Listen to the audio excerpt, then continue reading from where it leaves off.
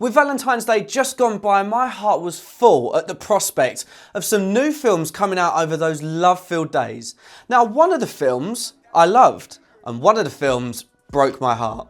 And it broke my heart even more because it was an MCU film. Yes, I'm talking about Captain America: Brave New World, but there were some positives from this film, and I'm going to give my honest review, so spoilers ahead, you've been warned. Wilson. Thanks for coming in. Well, thank you for the invite, sir. I have to admit, I'm still getting used to the new look. They said lose the mustache or lose the election. You and I haven't always agreed in the past, but I want to make another run at making Captain America an official military position. And if we disagree on how to manage this situation, then what happens? Work with me, Sam. We'll show the world a better way forward.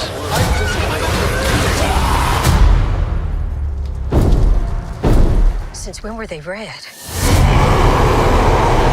Okay, so this wasn't the greatest entry into the MCU, but also by far not the worst. And I'm not going to list them all, but the Marvels and Thor: Love and Thunder, I'm calling you out.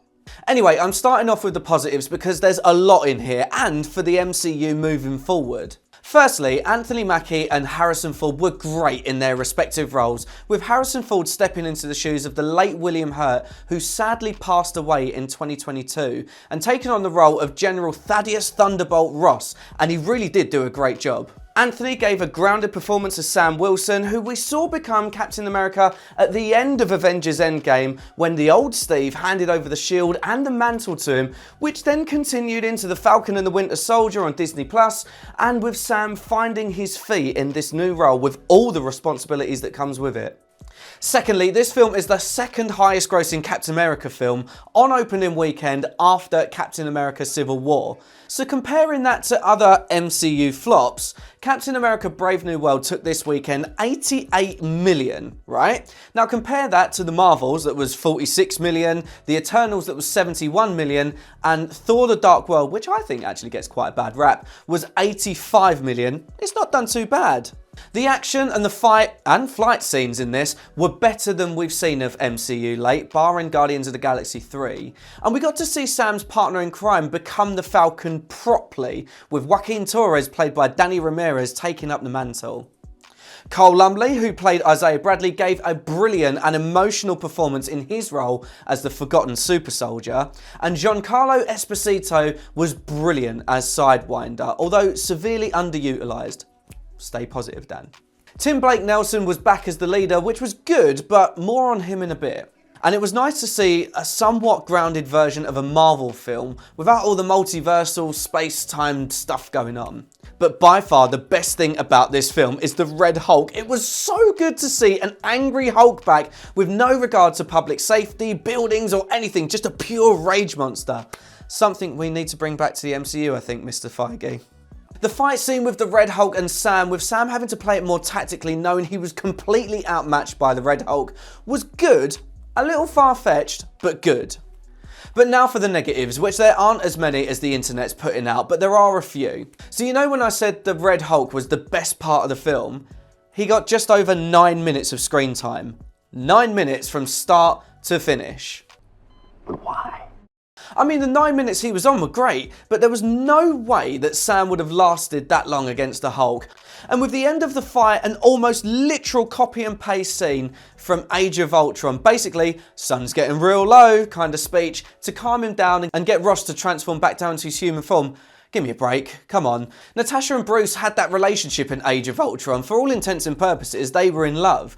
But Captain America and the President, who's only met a couple of times, to have that same connection? Nah, not buying it. As I mentioned, Giancarlo Esposito, when on screen, was great and tactical, but he was hyped up so much in the trailers, and he only had like 4 or 5 short scenes. It was outrageous. Also, with the whole mind control Isaiah Bradley bit, no one mentioned the Winter Soldier. Like, literally no one. There was a whole film about it, and we're just going to skip over that. Even Bucky himself made a cameo, and no one thought to mention it.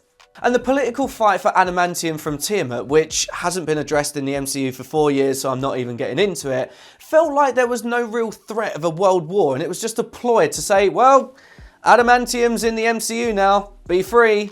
Now on to one of my biggest pet peeves after the fact that Sam beat the Red Hulk by talking him down. Tim Blake Nelson as the leader, who's the person who's supposed to run every probability in his head like an insane supercomputer level smart, or if not smarter, and is the mastermind behind all of this mind control. Sam, as a normal human being, and not insulting his intelligence at all, outsmarts him every time. Like, every time. Granted, he played a great card by playing the audio from his and the president's phone conversations where he basically outed President Ross to tear him down, which then made him angry, hence the Red Hulk. But it was so underutilised. And that fight scene, sorry, I'm coming back to it again. When Sam gets his vibranium wing pulled clean off and there's some sort of Thanos, Tony Stark level crushing of headgear happening, I was expecting the Hulk or someone of equal strength to come and help Sam, because I thought he was done. And I know it defies the point of Sam not needing the super soldier serum and still being Captain America, I get it. But Hulk versus a human in a one-on-one combat fight, Hulk usually wins. And the post-credit scene basically meant nothing, and the stupidity of putting the leader and the Red Hulk in the same facility no matter how strong it is, wow. The story was weak and all over the place, and this is due to the project going through so many script changes and rewrites and reshoots that it just felt like a blended mess of old MCU films just done worse. As I said though, this isn't the worst entry into the MCU, and there were a lot of parts of it that I enjoyed.